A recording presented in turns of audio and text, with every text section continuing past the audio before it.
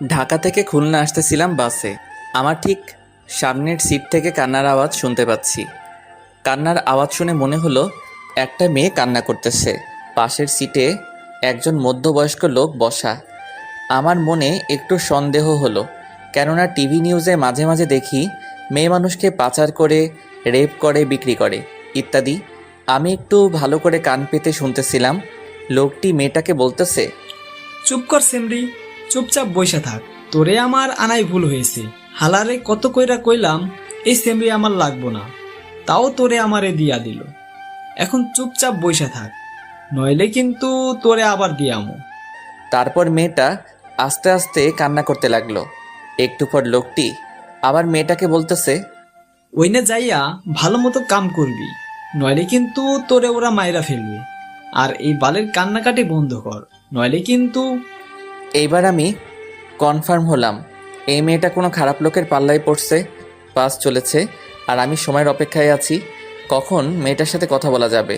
বাস যখন মাওয়াঘাটে পৌঁছালো তখন মাওয়াঘাটে প্রচুর জ্যাম। কমপক্ষে 4 থেকে 5 ঘন্টা সময় লাগবে। আর ঘাটে যে ফেরি আছে ওইটা 1 ঘন্টা পর ছাড়বে। তার মানে আমরা পরে যে ফেরি আসবে সেই ফেরিতে যাওয়া লাগবে জ্যামের কারণে। বাসের ভিতর গরমের কারণে অনেক যাত্রী বাইরে বের হচ্ছে। কিছুক্ষণ পর ওই লোকটা বাইরে বের হলো। আমি এই রকমই একটা সময়ের অপেক্ষা করতেছিলাম। আমি মেয়েটার পাশের সিটে বসলাম, মেয়েটার দিকে তাকালাম। মেয়েটা বোরকা পরা, শুধু তার চোখটা দেখা যাচ্ছে। চোখটা রক্তের মতো লাল। অনেক কেঁদেছে মেয়েটা। আমি মেয়েটাকে বললাম, কোনো সমস্যা? মেয়েটা মাথা নাড়িয়ে না বলল। আমি বললাম, যদি কোনো সমস্যা থাকে বলতে পারেন।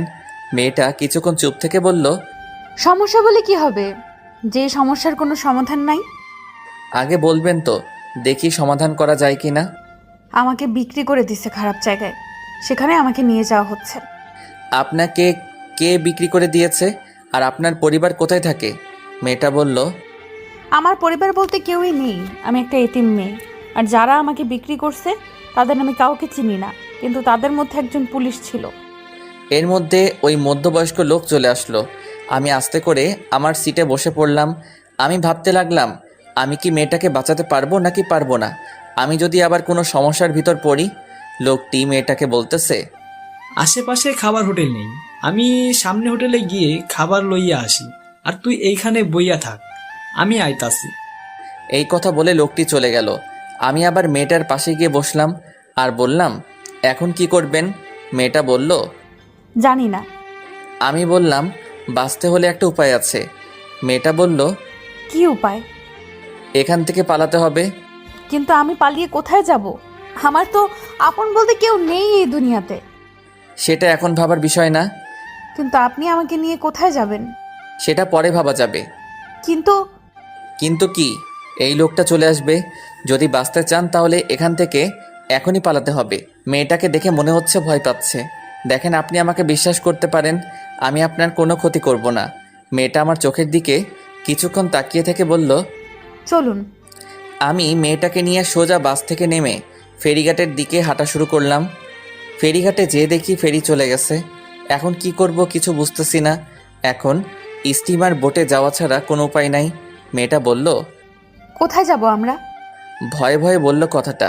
আমি বললাম, আমার দাদা বাড়ি। তারপর স্টিমার বোটে উঠলাম। অনেক গতিতে চলছে। কিছুক্ষণ পর মেয়েটা অন্যদিকে ফিরে মুখের উপর থাকা মুখোশটা মাথার উপরে উঠিয়ে হাতটা মেলে আকাশের দিকে তাকিয়ে রইল। তারপর মেয়েটা মুখোশটা ঠিক করে আমার পাশে এসে বলে, জানেন, আমি এই প্রথম নদী দেখলাম। মানে? আপনি আগে পরে কখনো নদী দেখেন নাই? না,